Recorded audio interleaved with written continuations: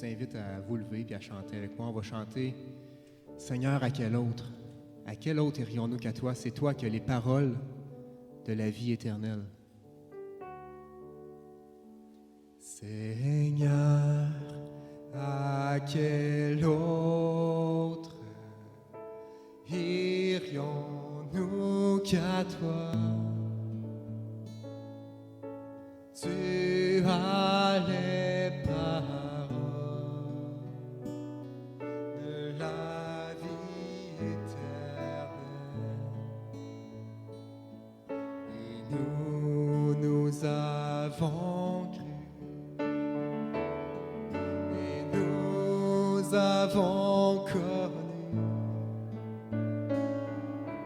que tu es le Christ, le Fils du Dieu vivant. Seigneur, à quel autre irions-nous qu'à toi? Tu as les paroles de la vie éternelle. Nous avons cru, et nous avons connu que tu es le Christ, le Fils du Dieu vivant. Tu es l'espoir qui vit en nous. Tu es le roc, solide et sûr. Tu es lumière, par ton éclat le monde voit. Oui, ressuscité, tu es vainqueur, ô prince de paix, plein de douceur. Tu es l'espoir vivant pour celui qui te reçoit. Oui, nous croyons.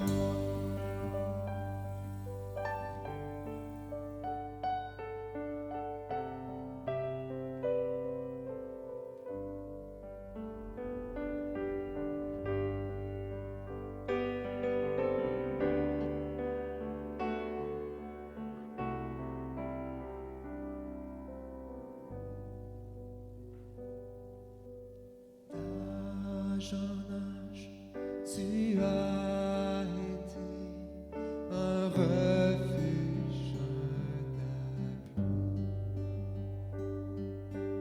avant que les montagnes soient, ô Dieu, tu étais là. Mais nous ne sommes que poussière. Au lever du soleil, rassasie-nous avant que le jour n'ait passé, avant que notre cœur oublie tes bontés. Rassasie-nous de ton amour. Pour nos fautes et nos péchés, Jésus fut crucifié. La colère de Dieu apaisée, Jésus a tout payé. Oh, quelle grâce imméritée!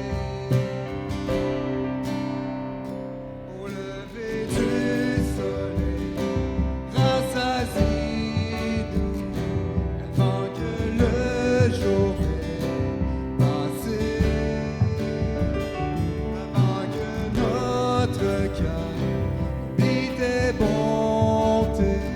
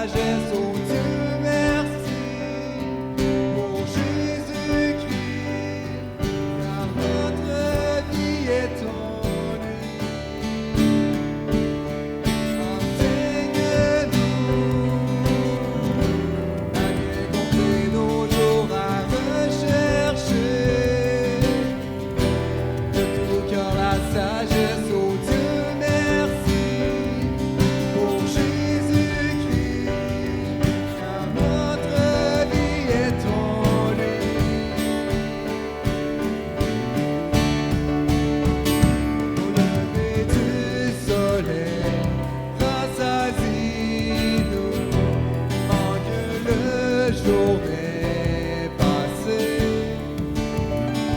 avant que notre cœur n'oublie tes bontés, rassasiez-nous de ton amour, rassasiez-nous de ton amour, rassasiez-nous de ton amour. Tu viens relever le fer, tu le prends dans tes bras, tu le conduis vers ton Père, qui le console ici-bas. Entends le cri de ma prière, sois mon secours et ma joie. Passer de l'ombre à ta lumière, j'ai mis mon espoir en toi. Au-delà des océans, tu es venu me chercher. Au-delà de mes tourments, ton amour a triomphé. Montre-moi la splendeur et la beauté qu'il y a. Obéir de tout cœur, à se confier à ta voix. Tu viens relever le fer, tu le prends dans tes bras, tu le conduis vers ton Père, qui le console ici-bas. Dans le cri de ma prière, sois mon secours et ma joie. Passer de l'ombre à ta lumière, j'ai mis mon espoir en toi. Puisque ma vie passera, en toi je veux demeurer. Puisque tu triompheras, mon cœur en toi veut s'ancrer. Montre-moi la splendeur et la beauté qu'il y a. Obéir, oui, de tout cœur, à se confier à ta voix. Tu viens relever le fer, tu le prends dans tes bras, tu le conduis vers ton Père, qui le console ici-bas. Entends le cri de ma prière, sois mon secours et ma joie.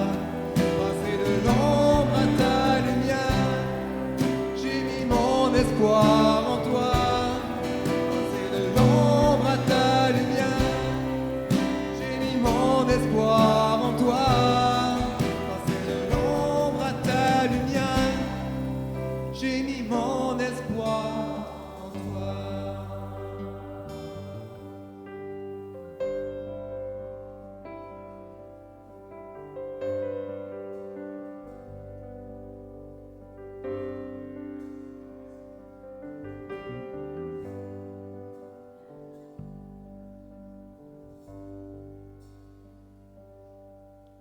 Matthieu 6, verset 25 dit, « C'est pourquoi je vous dis, ne vous inquiétez pas en vous demandant qu'allons-nous manger ou boire. Avec quoi allons-nous nous habiller? La vie ne vaut-elle pas bien plus que la nourriture, et le corps ne vaut-il pas bien plus que les vêtements? Voyez ces oiseaux qui volent dans le ciel. Ils ne sèment ni ne moissonnent, ils n'amassent pas de provisions dans les greniers, et votre Père céleste les nourrit. N'avez-vous pas bien plus de valeur qu'eux? D'ailleurs, qui de vous peut, à force d'inquiétude, prolonger son existence, ne serait-ce que de quelques instants? Quant aux vêtements, pourquoi vous inquiétez à leur sujet? Observez les lys sauvages. Il pousse sans se fatiguer à tisser des vêtements. Pourtant, je vous l'assure, le roi Salomon lui-même, dans toute sa gloire, n'a jamais été aussi bien vêtu que l'un d'eux. Si Dieu habille ainsi cette petite plante des champs qui est là aujourd'hui et qui demain sera jetée au feu, à plus forte raison ne vous vêtira-t-il pas vous-même? Ah, votre foi est bien petite. Ne vous inquiétez donc pas et ne dites pas que mangerons-nous, que boirons-nous ou avec quoi nous habillerons-nous.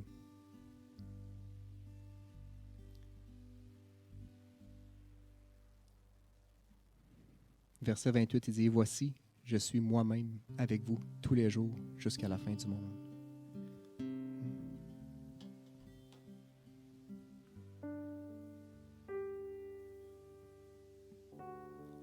Peu importe nos inquiétudes, peu importe nos angoisses parfois, peu importe la tristesse, le deuil, les difficultés, la maladie, il est avec nous jusqu'à la fin des temps.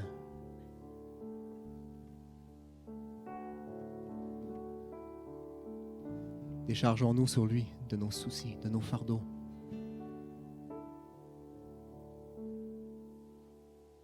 Seigneur, tu es là. Seigneur, tu es là. Seigneur, tu es là. Tu es là, Seigneur. Jusqu'à la fin, même dans les épreuves. Seigneur, tu es là. Seigneur, tu es là. Seigneur, tu es là. Tu es là, Seigneur. Tu es mon roc au jour de la détresse. Et si je tombe, tu me relèves. Dans la tempête, ton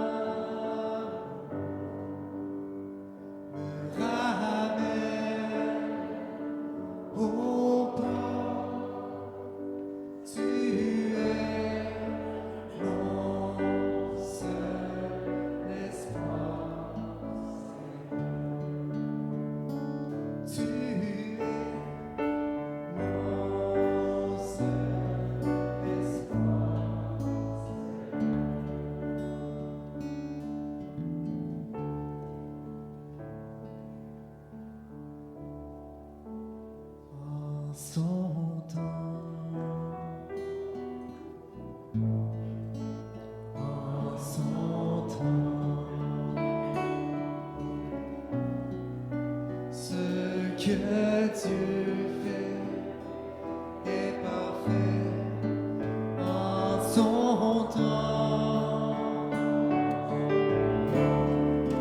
Seigneur Jésus, je te prie, montre-moi que dans ma vie, tu fais tout ce que tu dis en son temps,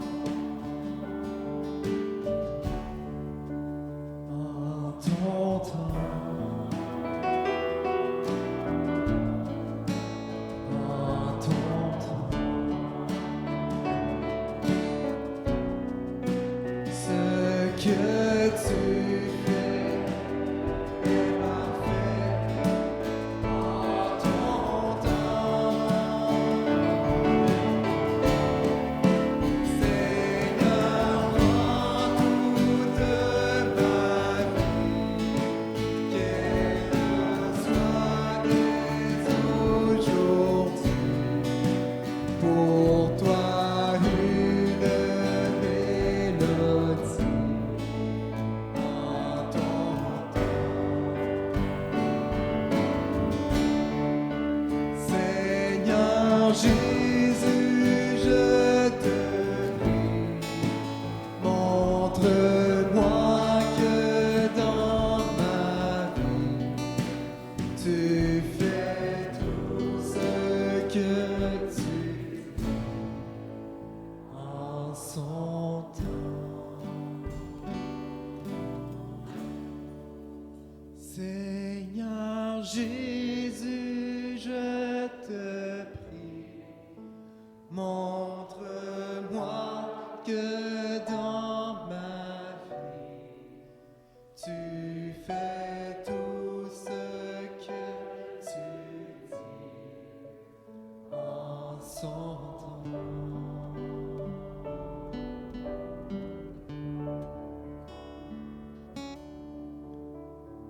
Merci Seigneur Dieu pour ta fidélité, Seigneur. Merci Seigneur Dieu pour ta parole, Seigneur, qui nous ouvre les yeux. Merci pour ton esprit qui est au milieu de nous, Seigneur. Enseigne-nous, Seigneur, par ta parole. Ouvre nos cœurs. Prépare nos cœurs à recevoir ton enseignement, Seigneur.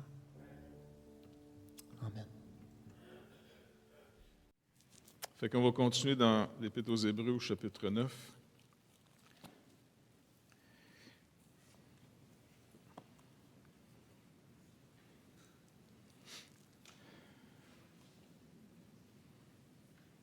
On va juste relire finalement cette portion. Et ce que j'aimerais faire aussi aujourd'hui, après qu'on ait vu un peu ce que les Écritures nous enseignent ici, on va prendre le temps de demander au Seigneur vraiment qu'il nous amène dans le lieu très saint. Parce que c'est une chose de l'entendre, mais c'est une autre chose de le vivre. La première alliance avait aussi des ordonnances relatives au culte et le sanctuaire terrestre. Un tabernacle fut en effet construit dans la partie antérieure, appelée le lieu saint. Était le chandelier, la table, les pains de proposition. Derrière le voile se trouvait la partie du tabernacle appelée le Saint des Saints, renfermant l'autel d'or pour les parfums, ou plutôt l'encensoir, et l'arche de l'Alliance entièrement recouverte d'or. Il y avait dans l'arche un vase d'or contenant la manne, la verge d'Aaron qui avait fleuri, et les tables de l'Alliance. Au-dessus de l'arche étaient les chérubins de la gloire, couvrant de leur ombre le propitiatoire.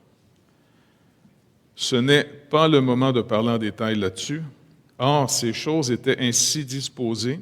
Les sacrificateurs qui font le service entrent en tout temps dans la première partie du tabernacle, et dans la seconde, le souverain sacrificateur seul entre une fois par an non sans y apporter du sang qu'il offre pour lui-même et pour les péchés du peuple. Le Saint-Esprit montrait par là que le chemin du lieu très saint n'était pas encore ouvert, tant que le premier tabernacle subsistait. Et c'est une figure pour le temps actuel, où l'on présente des offrandes et des sacrifices qui ne peuvent rendre parfait sous le rapport de la conscience celui qui rend ce culte, et qui, avec les aliments et les boissons et les divers ablutions, étaient des ordonnances charnelles imposées seulement jusqu'à une époque de réformation. Donc, l'auteur ici, encore une fois, dans son épître, travaille à amener les croyants qui ont mis leur espérance en Jésus-Christ à vivre par la foi maintenant dans l'œuvre accomplie de Christ. C'est facile de le lire, c'est facile de le dire, c'est une autre chose par contre, de le vivre quand on en a vraiment besoin. Quand tout va bien, on peut se raconter beaucoup d'histoires. Hein? On peut être pas pire là-dedans, hein? De se raconter des histoires. Tant que la réalité ne nous frappe pas en plein front, on peut croire que oui, moi je crois vraiment dans le Seigneur, moi j'aime Jésus, moi j'aime le Seigneur. Et puis la journée qui ne fournit pas le stock comme tu penses qu'il devrait le fournir, hein? Des fois, il y a comme une petite réaction bizarre. La petite réaction bizarre, c'est le relevé de notes, c'est le petit bulletin que le Saint-Esprit nous a envoyé. En disant, regarde, t'es rendu là, chum. Donc, comme on a vu ici, c'était, encore une fois, toute l'ancienne alliance, pour se le rappeler, la loi donnée et toutes les ordonnances étaient dans un but. C'était finalement les promesses de Dieu. La loi a été donnée pour nous dire ce que nous devons être. En d'autres mots, comment Dieu nous a créés. Mais finalement, depuis qu'on a brisé l'alliance dans le jardin, eh bien, le péché nous a complètement déformés. Et puis le problème, c'est qu'aujourd'hui, pour se connaître, vous remarquez une chose, pour se connaître, là, on est toujours en train, je ne sais pas moi, supposons que je pointe vers quelqu'un en disant « Hey, gars, fais attention, t'as quelque chose. » C'est-tu fatigant dans ce temps-là? Vous cherchez votre téléphone pour prendre une photo pour voir ce qu'il y a sur votre face. Il nous faut toujours un reflet pour se connaître. Puis le danger, c'est que chacun de nous, on a une connaissance de nous en fonction des reflets qu'on a eus. Une des premières places qui nous a défini l'image qu'on a de nous, par exemple, où on a été élevé. On peut avoir des bons parents, des moins bons parents, des bonnes situations, des moins bonnes situations, peu importe. Ça le fait un reflet et ça nous a donné une certaine définition de nous. Il ne faut pas sous-estimer le milieu dans lequel on vit. Les proverbes nous disent, par exemple, si vous voulez devenir sage, qu'est-ce qu'ils nous recommandent si quelqu'un veut devenir sage?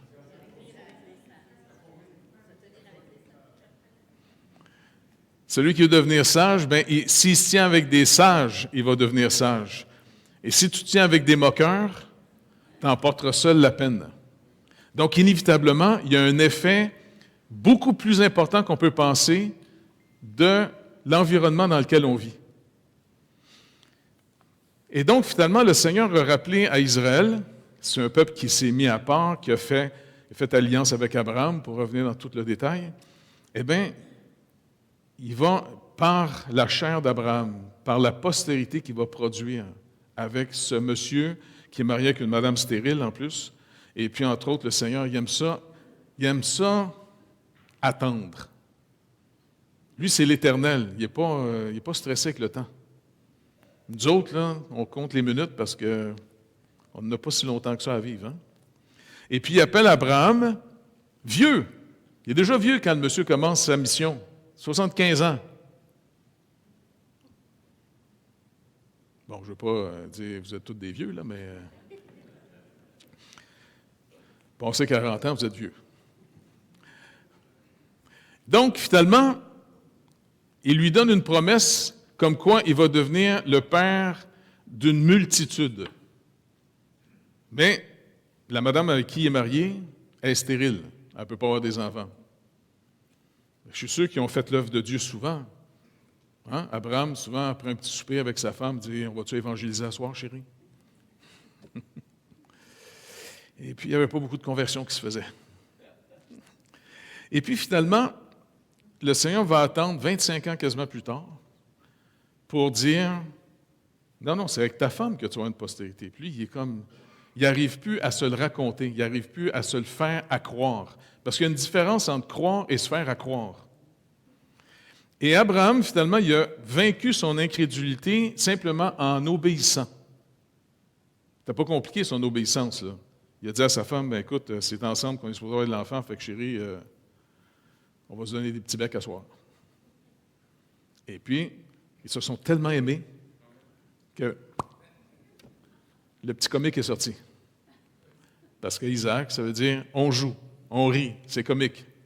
Donc, tout ça pour nous rappeler finalement que depuis le début, le malin finalement rôde sans arrêt. Et ce qu'il produit dans nos vies, c'est au fond de l'incrédulité, nous rendre insensibles aux choses de Dieu. Parce que finalement, on vit dans un monde qui est en rébellion contre Dieu. Puis en plus, même si on est né de nouveau, on a une nature, on a encore la chair, et la chair en nous, c'est une nature qui est encore en rébellion contre Dieu. Et c'est pour ça qu'on a besoin de la présence de Dieu dans notre vie, parce que le Saint-Esprit produit des désirs contraires à ceux de la chair. Et si on ne fait pas attention dans tout ça, si on ne garde pas une communion avec Dieu, soyez pas surpris que tranquillement les désirs de la chair reprennent le dessus et ça reproduit à nouveau les ambitions de la vie du monde. Et tranquillement, il y a des chrétiens, à un moment donné, après un petit bout de temps, ils déconnectent. Ils ne sont plus là. Ils n'ont plus les désirs de marcher avec Dieu. Donc, il faut vraiment se méfier du malin. Et puis, après ça, de revoir l'Ancien Testament comme étant l'image, l'ombre de ce qui devrait arriver. Le danger qu'on a souvent, c'est de se confier plus dans ce qu'on voit que dans ce qu'on entend. Rappelez-vous, ici, les chrétiens, là, l'auteur de l'Épître aux Hébreux, il est en train de dire aux Juifs de l'époque, « Si vous avez mis votre confiance en Jésus-Christ dans son œuvre, sa mort et sa résurrection, maintenant, par la foi, manifestez votre foi en Dieu en n'allant plus au temple. » Écoute, il y a plus d'un millénaire. On pense que c'était le lieu où Dieu faisait reposer son nom. Par la foi, n'allez plus là. Par la foi, n'offrez plus d'offrandes au temple. N'allez plus voir le souverain sacrificateur à Jérusalem. Est-ce que vous réalisez comment ces gens-là devaient se sentir face à leur famille? C'était pas n'importe quoi. Ils passaient pour des athées, ils passaient pour des apostates. L'apôtre Paul, avant d'être converti par le Seigneur Jésus-Christ, était un inquisiteur. Il allait chercher tous les Juifs qui avaient cru en Jésus-Christ et qui avaient manifesté leur foi en abandonnant finalement toute l'image pour vivre maintenant avec la réalité. Mais une réalité que tu reçois que par la foi, et la foi vient de ce que tu entends. Ce que tu entends vient de la parole de Christ. Et ce n'est pas n'importe où, ils se sont retrouvés en prison. Paul en a même fait tuer avant d'être chrétien. Un qui avait vraiment bien compris, c'était Étienne.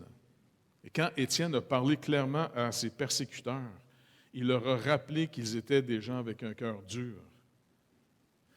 Donc, finalement, pour nous, c'est vraiment important de regarder les types pour savoir qu'est-ce qui est accompli, c'est réalisé. Quand il dit ici, rappelez-vous, il y avait 2 lieux dans le tabernacle. Il y avait le lieu saint et le lieu très saint. Dans le lieu saint, les prêtres, les Lévites pouvaient rentrer là tous les jours. Et le matin, ils mettaient l'encens sur l'autel, ils préparaient, nettoyaient le chandelier sans arrêt pour voir que les choses soient propres. Le chandelier, finalement, ne marchait pas avec des chandelles en passant à l'époque, c'était de l'huile. OK? Et c'est encore une autre image. Jean va prendre cette image pour rappeler finalement qui on est, l'Église, dans le monde, des chandeliers. Et un chandelier, pour qu'il puisse s'illuminer, il fallait qu'il soit fioulé par de l'huile d'olive pure, qui est encore un symbole du Saint-Esprit dans notre vie. Donc, sans communion avec Dieu, sans conscience propre, finalement, ce qui est notre accès au trône de grâce, qui est la vie de prière, n'oubliez pas, est-ce que vous pensez qu'il y a des choses qui peuvent empêcher vos prières d'être exaucées? Oui, le péché. Quelle sorte de péché, entre autres? Oui. Oui, mais il y a quelque chose de plus simple que ça encore. Les gens mariés. Le manque de respect, un gars qui manque de respect envers sa femme, il a beau prier puis jeûner, il ne sera pas écouté. 1 Pierre 3,7. Oublie pas que ta femme a part à la même portion que toi de la promesse de vie. Il dit, parce qu'oubliez pas, à l'époque, là, la femme, là, c'était une subalterne. Il y avait un mépris total, c'était même considéré quasiment comme une mineure. Par exemple, ça ne fait pas tellement longtemps ici au Québec que les madames ont le droit de voter. Hein? Moi, quand j'étais petit, puis tu sais, la maîtresse, souvent, il fallait revenir faire signer des affaires par nos parents. Quand ma mère signait, quand j'étais petit, là, elle signait « Madame Jacques Lorrain ». Moi, je capotais à 3 fois, je voyais ça, j'en revenais pas. Tu sais, ma mère, elle ne s'appelle pas Jacques, me semble. Et puis, je me rappelle aussi, une fois, elle devait se faire opérer parce que la médecin avait dit à ma mère, « Écoutez, il ne faut plus avoir d'enfants, vous, parce que il n'y avait pas à l'époque le fameux vaccin, là, le RH positif-négatif. Le premier qui sort, il est correct, mais après ça, il vient de déclencher un processus que les autres, après, là, l'enfant est considéré quasiment comme un anticorps, quelque chose. Fait que ma petite sœur Brenda est sortie, on appelait ça les bébés bleus. T'sais. Et puis après ça, mon petit frère Mario, lui, est mort de ça. Et puis, à un moment donné, quand la médecin avait dit à ma mère, elle dit, écoutez, il ne faut pas avoir d'enfants, c'est dangereux pour vous, puis c'est dangereux pour les enfants. T'sais. Et puis, ils ont retardé un peu. Puis mon père et ma mère, ils se sont aimés un soir. Et puis finalement, ma petite soeur Nathalie était en processus. Et puis là, il y avait un docteur finalement qui avait dit, écoutez, il faut sortir le bébé avant. Ils l'ont sorti, Nathalie, ils l'ont sorti à 7 mois. Ils l'ont mis dans un... Ouais, et tu sais, pour une petite poulette, là. Et puis, la médecin avait dit à ma mère, elle dit, écoutez, il faudrait vous faire ligaturer les quoi déjà? Les trompes. Les trompes, ça fait drôle, ça fait comme un éléphant, ça, non?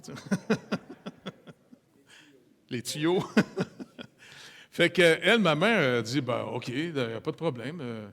Mais elle dit, attendez, vous êtes catholique, vous, hein? Elle dit, oui, puis? Parce que c'est un professeur, un docteur juif, là, tu sais. Elle dit, non, c'est parce que vous, là, il faut la signature de votre mari et en plus, il faut la signature de l'évêque. Ma mère dit, comment? Fait que mon père arrive le soir, tu sais, à l'hôpital. Elle dit, Jacques, viens ici. Mon père, quoi?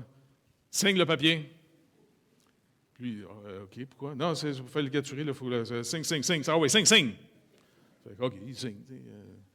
Fait que comme ça, elle se fait opérer. Et puis, finalement, je ne sais pas, moi, quelques mois plus tard, mon père était marié à l'époque. Il faisait partie de la gang, tu sais. Et puis, je ne sais pas, il parle au curé, il dit, hey, en passant, ben oui, ma femme, elle s'est fait ligaturer les trompes. Et puis, tu sais, hey, Jacques, tu m'en as pas parlé? Pourquoi tu veux que je te parle de ça? Non, ben, il fallait que tu m'en parles, puis moi, je vais faire une demande à l'évêque pour voir s'il dit oui ou non. Ah, ouais! Tu sais? Il vient voir ma mère, puis il dit, hey, chérie, tu as fait quelque chose de méchant. Hey, s'il en veut des enfants, il s'en fera lui-même, OK? Et puis, ma mère a un petit peu déconnecté de l'Église après. Tu comprends? Donc, tout ça pour montrer finalement que le Seigneur nous regarde dans nos relations humaines. Et si on retourne aux Écritures, puis vraiment de les comprendre comme du monde. En passant, un couple, là, c'est complémentaire. Mais je sais que mes amis qui sont complémentaires, souvent, ils ne veulent pas parler de la première partie. Quand Dieu a créé l'homme et la femme, il les a créés égaux. Et la vraie liberté, la vraie maturité se mesure toujours dans notre capacité d'aimer servir, d'aider l'autre. Tu sais, les petits boss de Bécosse, là, on connaît ça, des petits boss de Bécosse? Des gens qui sont des control freaks, là? Eh bien, ces gens-là, c'est de l'insécurité, puis il faut qu'ils contrôlent tout. Ça, c'est une marque d'immaturité chronique et dangereuse. Parce que la vraie liberté, si je veux voir, moi, la vraie maturité, d'après vous, là, si vous cherchez quelqu'un qui a vraiment une maturité par excellence, vraiment, là, vous allez trouver où votre modèle?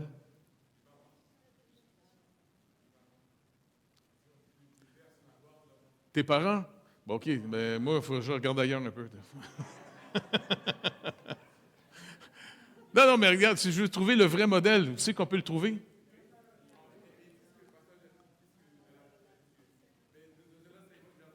Non, on va te donner la réponse, ça va être plus vite, tu vas voir bien.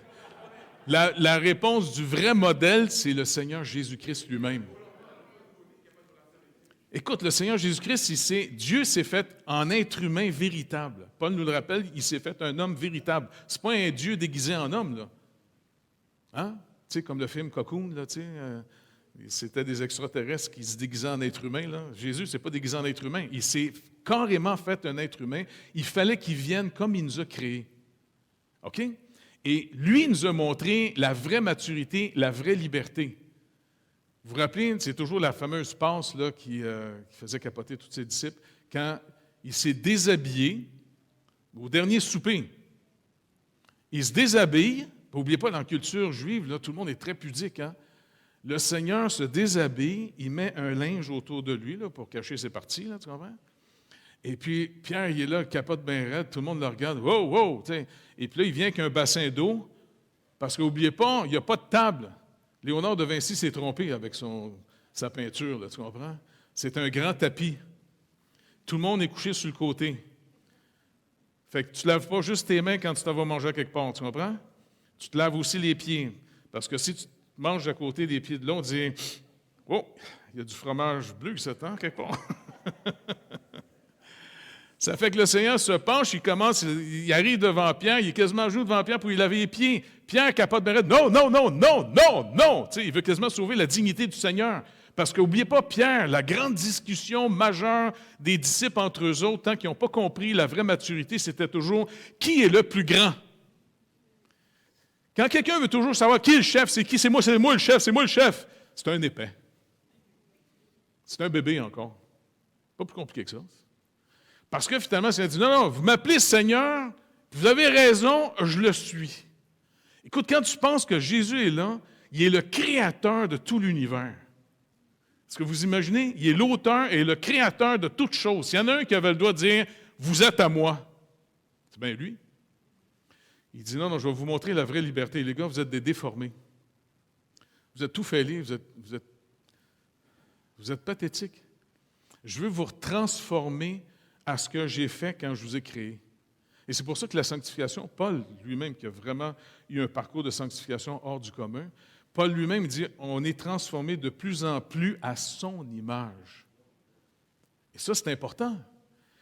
Donc, c'est pour ça que Pierre va rappeler, lui qui a connu aussi une sanctification, parce qu'il est devenu serviteur plutôt que le petit boss des Bécosses, parce qu'il se demandait toujours, tiens, avec les autres, discussion en chemin, qui est le plus grand, qui est le plus grand. Tu sais, c'était vraiment une phobie chez ces gens-là, mais comme ça reste une folie pour la plupart d'entre nous, parce qu'on vit trop, encore une fois, dans une auto-justification. Ou bien on croit que Christ a vraiment tout payé notre dette et il a mis à notre compte sa propre justice afin qu'on soit parfaitement et totalement justifié, afin que maintenant notre service ne soit plus en vue de rentrer en compétition les uns contre les autres. Mais tout ce que Dieu va nous donner après, ça va être pour discerner d'abord sa volonté, pour après entrer dans le service comme lui-même l'aurait fait, car on est son corps. Dans Jean 4, il va rappeler quelque chose à ses disciples lorsqu'ils arrivent avec le lunch. Vous vous rappelez, ils sont en Samarie. Ils ont vu Jésus parler avec une femme. Déjà, ils étaient surpris de voir qu'il parlait avec une femme. Et puis, en plus, une Samaritaine, tu sais. Et puis, elle s'en va. Il arrive avec le lunch, vite, mange vite, tu sais, parce que les gars sont nerveux. Tu sais, les Juifs en Samarie, là, c'était stressant un petit peu à l'époque, tu sais. Et puis, finalement, il dit, non, j'ai mangé une nourriture que vous ne connaissez pas. Oh! C'est quelqu'un qui a amené un lunch? C'est quoi cette nourriture-là qu'on ne connaît pas? Puis, juste un ou deux versets plus bas, le Seigneur le rappelle, dit, non, ma nourriture, c'est de faire la volonté de celui qui m'a envoyé. Et ça, normalement, ça devrait être notre nourriture à nous autres. Et c'est comme ça que notre homme intérieur se fortifie. C'est comme si ça fait, je ne sais pas moi, 2 semaines que vous ne mangez pas. Est-ce que vous avez des petites faiblesses? Alors finalement, si on ne discerne pas les œuvres de Dieu et qu'on n'entre pas dans ses œuvres, on n'est pas dans le désir de trouver sa volonté et de marcher dans sa volonté, notre homme intérieur ne se nourrit pas. Et c'est comme ça qu'on est renouvelé sans arrêt. Donc, c'est pour ça que toutes les images ici du temple sont une représentation de ce qui est maintenant parfaitement accompli en Christ. Mais faites attention, le Seigneur nous regarde dans nos relations. OK? C'est pour ça que même dans nos familles, le respect l'un envers l'autre est très important pour le Seigneur.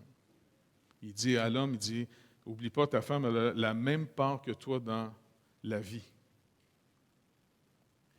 Et c'est triste de savoir que même dans le monde chrétien, ça a pris des générations et générations. Et malheureusement, des fois, c'est des non-chrétiens qui ont amené finalement la vraie libération de la femme, plutôt que finalement des gens qui étudient les Écritures.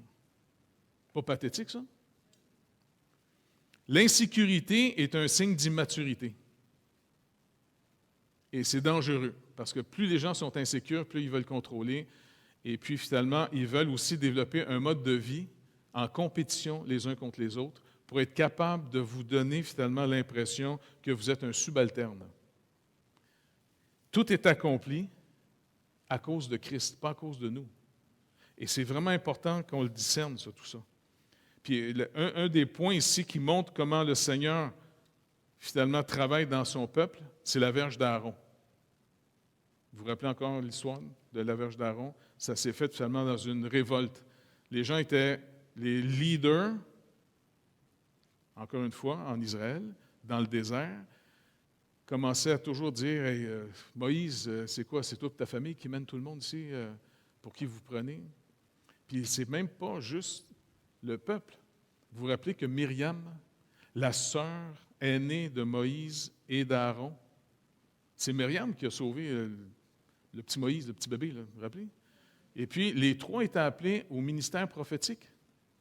Vous vous rappelez à un moment donné ce que Myriam a dit à son petit frère Aaron? Elle dit, écoute, on est nous autres aussi prophètes, hein? Pourquoi c'est toujours Moïse qui parle? Écoute, Moïse faisait juste répéter ce que Dieu il disait dans la colonne de feu puis de fumée. Tu comprends? Même elle était en compétition avec son petit frère. La compétition entre nous autres, c'est quelque chose d'ultra malsain. C'est dangereux. Donc, vous vous rappelez, finalement, elle a été frappée de lèpre pendant une semaine de temps. Pas n'importe quoi. Donc, c'est pour ça qu'entre nous autres, c'est vraiment important qu'on puisse dire, écoute, Seigneur, amène-nous dans le lieu très saint. Parce que c'est trop facile de rester juste au niveau de l'information et puis quasiment, je ne sais pas moi, juste de se conformer à la vie chrétienne. Ce n'est pas une conformation. Tu sais, dans le sens, ce n'est pas acté. Le Seigneur nous dit que sa parole, par le Saint-Esprit qui va l'illuminer, va nous transformer. Il va y avoir une métamorphose, une liberté qui nous délivre finalement de toutes les phobies de la chair. Et ça va se faire tranquillement un petit peu à tous les jours dans notre vie par toutes sortes d'événements où on mêle la foi à ce que Dieu a dit par rapport à tous les besoins et les épreuves qu'on peut avoir. Il y a juste, en passant, on peut prier les uns pour les autres, mais pour être transformé, il y a juste vous devant le Seigneur tout seul. Hein? Ça, c'est vraiment important. Là. On peut demander aux gens des fois de nous soutenir par la prière, mais c'est juste quand vous allez mêler la foi à ce que vous savez ce que l'Écriture disent, quand vous allez développer une attitude d'humilité et de dépendance envers le Seigneur Jésus-Christ, qu'il va y avoir une transformation dans votre vie. En dehors de ça, là, et oubliez ça, il n'y a rien qui va arriver. Et le danger qu'on peut avoir entre nous, c'est de jouer aux chrétiens. Pas vrai? Mais ça, là, ça va durer juste une saison, puis à un moment donné, vous allez craquer. Donc, le Saint-Esprit rappelle ici que tant que le temple, ce n'est pas pour rien que le Seigneur a fait détruire Jérusalem, et entre autres, il a fait détruire le temple à Jérusalem. En le détruisant, savez-vous quoi? Ça a été un scandale pour les Juifs, ça a été une crise terrible pour eux autres. Mais en réalité, ils n'ont pas compris que le Seigneur les libérait en disant « Maintenant, je vous enlève l'image, cherchez la réalité. » Et puis, s'ils voulaient vraiment continuer à croire en Moïse, parce que c'est ce qu'il disait toujours à Jésus, « Nous, on croit en Moïse. » Est-ce que vous vous rappelez que Moïse, sous l'inspiration du Saint-Esprit, que le Seigneur avait dit, quand Israël va aller trop loin dans le péché, quelle était une forme de discipline que Dieu faisait sur le peuple? La dispersion. Il les chasse de leur pays. C'est arrivé dans l'Ancienne Alliance parce qu'ils Israël ne respectait pas les Shabbats. Pas celle du samedi seulement, mais aussi celui qu'à chaque 7 ans, la 7e année, on devait prendre une année sabbatique. On cultive rien, on fait rien, on reste chez nous, puis on a une année off, à chaque 7 ans. Et Israël ne l'a quasiment jamais fait. Et là, le Seigneur, un jour, a dit, « OK, c'est assez, je vais donner au sol son repos, je vous déporte. » Et ça leur a coûté 70 ans. C'est un châtiment assez sévère. Après ça, le Seigneur dit, « Je vais vous ramener. » Maintenant, une fois, on était en voyage, on revenait, moi puis Maïna, de faire une tournée en Allemagne puis en Hollande, dans les églises là-bas, tout ça, tu sais. Et puis, on prend l'avion, on embarque dans l'avion, et puis, c'était vraiment drôle. À côté de moi, il y avait finalement un musulman, et puis à côté de Maïna, il y avait un juif. Tu sais, assidim, là, tu sais.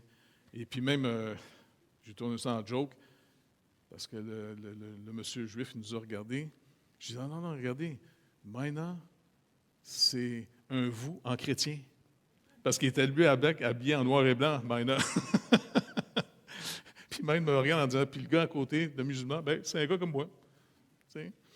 Et puis un moment donné, Maïna disait, watch bien, quand le soleil va commencer à se lever dans l'avion, on va voir, il va être obligé de se lever, puis je ne sais pas comment il va faire, mais il va aller faire sa prière, il faut qu'il se lave les pieds dans la chambre de bain, dans un avion. Il faut vraiment que tu sois un gars du cycle du soleil pour être capable de te laver les pieds là-dedans. Et puis là, à un moment donné, le gars, il dit, excusez-moi. Oui, OK. Puis là, je suis là. Puis il revient nu-pied après. Écoute, moi, il ne fallait pas jurer, j'essaie de ne pas rire pendant tout, tu sais. Mais après ça, on a commencé à parler, je parlais aux musulmans, je dis, hey, tu crois en Dieu, toi, là, hein? Oui, non, je vois tes pieds, tu crois en Dieu, c'est sûr. Mais je dis, tu trouves ça bizarre, finalement? Regarde, moi, je suis chrétien. Regarde, notre chum là-bas, c'est un juif. Toi, tu es musulman. Et puis, on est 3 religions qui sortent du même monsieur qui s'appelle M. Abraham.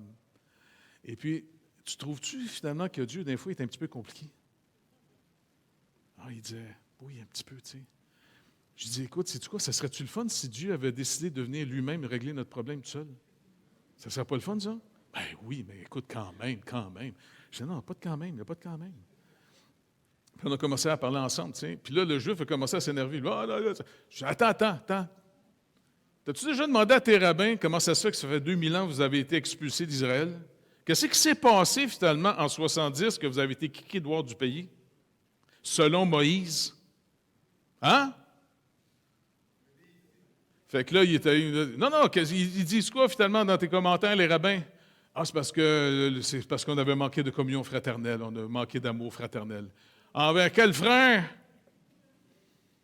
Je dis, écoutez, c'est pas n'importe quoi ce qui vous est arrivé finalement en 70. Puis il y a un monsieur, là, finalement, qui vous avait même dit que votre génération ne pensera pas, qu'il n'y a pas pierre sur pierre qui ne va pas être renversé et tout va être détruit, dont le temple.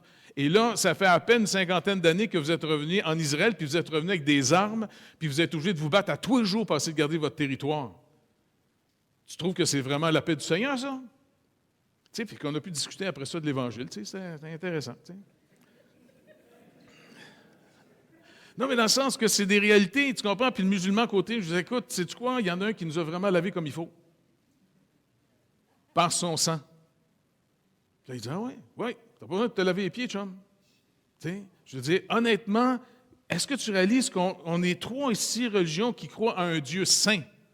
Il n'y a rien d'impur qui va rentrer dans sa présence. Tu penses-tu que même en se lavant les pieds, finalement, en faisant des prières, qu'on pense qu'on va rentrer dans sa présence? On est tous fêlés. Il parlait un peu français, il parlait sur l'anglais. What do you mean, failing? We all crack in our mind. Et puis finalement, on a pu avoir un bon temps ensemble. Je disais, regarde, la seule chose, c'est pourquoi tu ne demandes pas au Seigneur, ton Dieu, demande à Dieu, c'est-tu vrai l'histoire de Jésus-Christ? Parce qu'il dit en passant, tu lis ton Coran, même le Coran parle de Jésus. Il parle de lui comme étant la parole de Dieu. Ça fait qu'écoute, posez des questions. Parce que sais-tu quoi? Moi, je peux juste parler de lui. Lui est assez grand pour répondre pour ces questions parce qu'il est ressuscité. Il est vivant. Nous autres, on peut juste être des témoins qui répètent l'information. Va le voir, puis je te garantis, il va te répondre. Fait que la musique, oh yeah, you have nothing to lose. Et puis finalement, je me disais, c'est vrai que pour les deux, là, le juif là-bas, Hassidim, puis le musulman, moi puis Maïna, on a l'air deux bizarres parce que, puis même le danger des fois du christianisme, c'est d'avoir sacré le bâtiment. Il n'est pas sacré le bâtiment ici, OK? C'est du bois, c'est du ciment. Ça marche? Et que finalement, je dis non, parce que tout est accompli. Tout est réalisé. On ne vit plus dans les images, mais la tentation qu'on a tous, c'est de retourner aux images. Même dans le christianisme, on peut vendre des petites médailles bénies, de l'eau bénie, toutes sortes de choses de même. Non, les deux sacrements qu'on a, c'est un rappel. Paul dit aux gens, en Romains 6, il dit, le baptême, c'est, est-ce que vous ignorez, vous tous qui avez été baptisés, c'est en sa mort que vous avez été baptisés. Mais quand est-ce qu'on a été baptisés? Ce n'est pas quand j'ai été baptisé dans l'eau, c'est quand le Seigneur m'a baptisé en Christ. Et là, il y a eu repentance et foi. Et c'est comme ça que l'Église reconnaît sur le témoignage. C'est pour ça qu'on baptise une personne sur sa foi, sa déclaration de foi. Puis quand on prend la Sainte Seine le dimanche, ce n'est pas le sacrifice de l'Église. On ne transforme pas le pain en corps de Christ pour le briser en disant on fait le sacrifice à nouveau. Il dit faites ceci en mémoire de moi, comme la Pâque. À chaque année, ils mangeaient finalement un agneau pour se rappeler comment Dieu les avait délivrés d'Égypte. Dieu les avait délivrés d'Égypte sur sa promesse, pas parce que ce peuple-là était plus saint que les autres, qui faisait bien des prières, puis qui, je veux dire, à la limite, le peuple hébreu, là, il n'y avait même pas de religion officielle. Il y avait juste des promesses. Moi, je suis sûr qu'ils faisaient plein de cérémonies style égyptienne.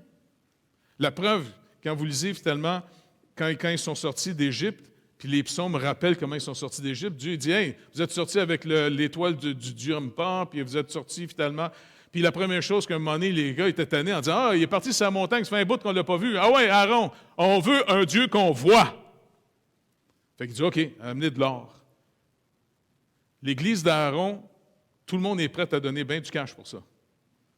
Lui, il va nous donner quelque chose de concret, ça. Ah ouais. Puis quand Moïse est descendu, parce que c'est vraiment drôle, parce que Dieu dit à Moïse, ton peuple se rebelle. Ça fait penser comme un couple, ça, on dirait. Hein? Tu sais, quand ça va pas bien, ta fille, là, elle va pas bien, là. Ah, l'as-tu eu ensemble, cet enfant-là? Oui, mais c'est ta fille. Anyway, tout ça pour dire qu'il descend, puis il va parler à Aaron, puis Aaron dit, non, mais écoute, ils m'ont donné l'ange, j'ai mis ça dans le feu, puis bing, ça a sorti comme ça. Ben oui, tu me prends-tu pour un épais, toi, là? Et puis finalement, en plus, Dieu dit, non, ils m'ont fait une image de moi, sais-tu quoi? Ils m'ont fait en vache. Une vache qui mange du gazon, imagine-toi. Mais pour eux autres, c'était l'idée encore du fameux taureau en Égypte, des dieux finalement égyptiens. Donc, c'est pour ça que retourner aux Écritures, c'est vital en disant, OK, Seigneur, il y a juste toi qui peux nous garder. Moi, ce que je voudrais qu'on finisse, puis j'aimerais qu'on demande une chose au Seigneur. Est-ce qu'on est vraiment conscient? Est-ce qu'on est conscient que le voile est déchiré et qu'on peut vraiment entrer dans la présence de Dieu devant son trône de grâce pour lui dire, écoute, Seigneur, illumine notre entendement. Ou bien, est-ce qu'on vient ici à chaque dimanche, puis là, le dimanche, on écoute le message, et puis on endure ça longtemps, tu sais, OK, il va finir bien vite, là. Et puis après ça, on s'en va le restant de la semaine, tu sais. Est-ce qu'on est conscient qu'on est privilégié d'être dans sa présence? Parce que moi, j'ai l'impression que, comme, entre autres, ce petit chose-là que Pasteur Yves a fait trouver sur Internet, hein? Très bon, M. Spark, l'École de Christ. Pas cher, 5 $. Yves va faire 50 cents de profit là-dessus. Il va devenir très riche avec ça. Mais, savez-vous quoi, ce gars-là, il nous montre une chose. Le danger pour beaucoup de chrétiens, c'est de passer le gros de leur vie chrétienne juste dans le lieu saint. Tu sais, oui, la doctrine, c'est vital, toutes ces choses-là, mais le voile est déchiré et maintenant, il n'y a plus 2 compartiments. Le voile étant déchiré, il faut aller devant le trône de grâce pour avoir finalement vraiment une illumination dans notre entendement pour pas qu'on joue aux chrétiens, mais qu'on soit littéralement en train de produire le fruit de l'Esprit en nous. C'est pour ça que Paul va dire, c'est pas moi qui vis, c'est Christ qui vit en moi. Est-ce qu'on est capable de le dire, ça? Pour vrai? Pas juste réciter le verset biblique pour dire, écoute Seigneur, je suis capable de dire que c'est vraiment toi qui vis en moi ou c'est moi qui me conforme à toi plutôt, puis je joue aux règles. Qu'on soit une Église vraiment fiolée par le Saint-Esprit, tout le monde, sans exception, afin que le chandelier qu'on doit être dans le monde, on soit là comme étant des témoins de son œuvre à lui et non pas juste des gens qui veulent juste être gentils puis se soumettre aux règles, ainsi de suite. Fait que ce que je nous propose là, c'est de demander au Seigneur qu'il nous le montre. Il y a un que lui qui veut nous prendre par la main et nous faire entrer dans sa présence. OK? Je vais vous faire un acte de foi dangereux. Levez-vous, on va prier. Avec ou sans masque, je m'en fous. Levez-vous, OK? On va demander au Seigneur qu'il nous amène lui-même dans son lieu. OK? Parce que c'est une chose d'en parler, mais le Saint-Esprit nous montre ici qu'ayant détruit le sanctuaire visible, maintenant, on peut rentrer dans le lieu très saint. Fait que Seigneur, on a beau lire ça dans ta parole.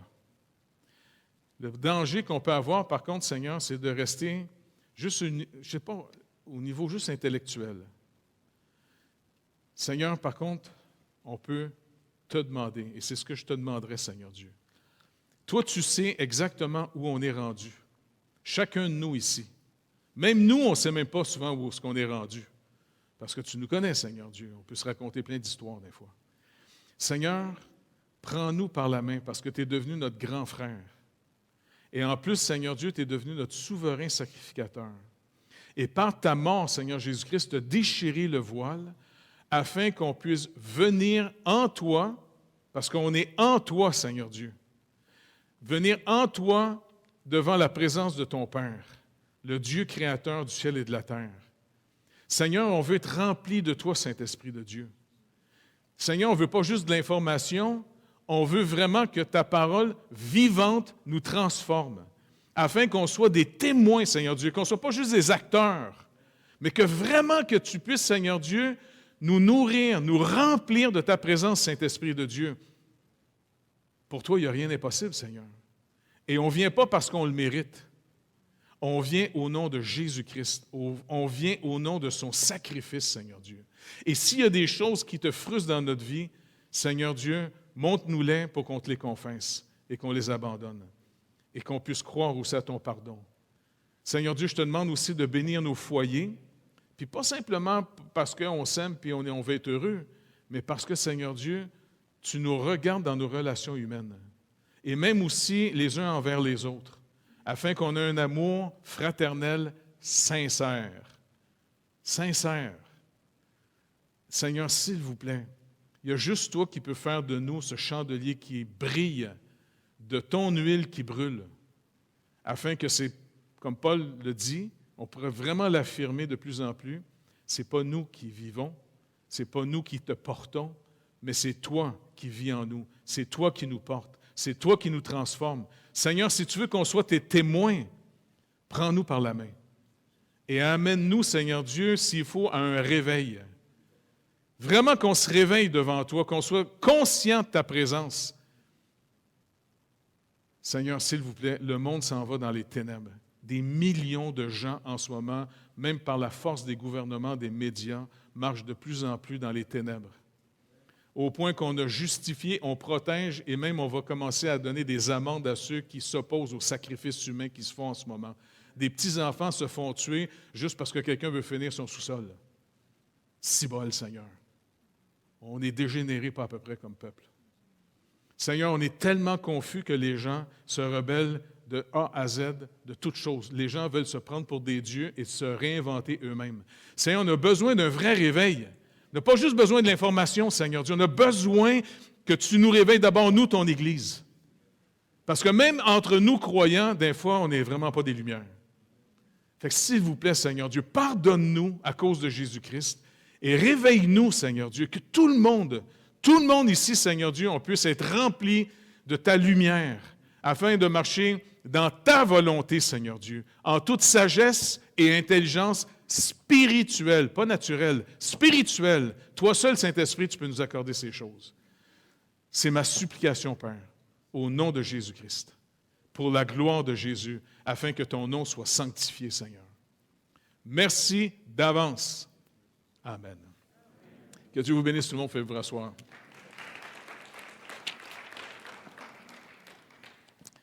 Si jamais vous vouliez le message que je vais préparer 3 pages, vous me le direz, je vous enverrai.